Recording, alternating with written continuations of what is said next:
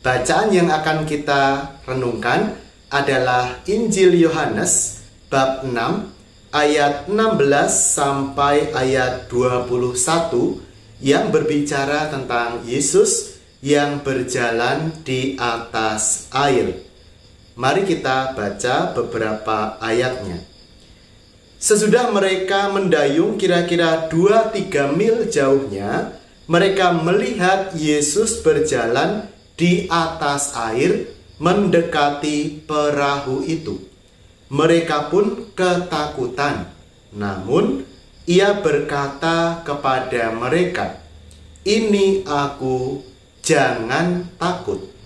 Lalu mereka mau menaikkan dia ke dalam perahu, dan seketika itu juga perahu itu sampai ke pantai yang mereka tuju.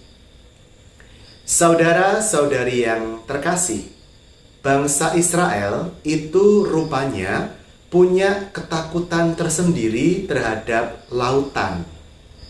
Bukan karena mereka tidak pandai berlayar sebenarnya, tetapi bahwa dalam pemahaman orang Yahudi, dalam pemahaman para murid Yesus, lautan itu dikuasai oleh roh-roh jahat.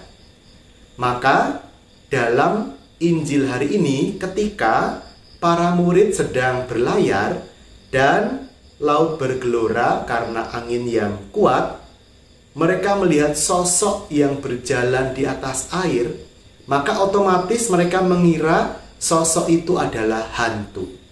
Padahal itu bukan hantu tapi Tuhan. Ya, jadi kalau kita masih kecil itu seringkali kita kan main-main kata ya. Hantu, hantu, hantu, hantu, hantu. Ya, hantu itu atau Tuhan, begitu ya. Nah, saudara-saudari yang terkasih, apa makna sebenarnya Yesus berjalan di atas air? Kalau Yesus berjalan di atas air, berarti kuasa Yesus mengalahkan kuasa roh-roh jahat penguasa lautan. Jadi dengan berjalan di atas air, Yesus menegaskan kuasanya yang melebihi kuasa roh manapun di dunia ini, di darat, laut maupun udara.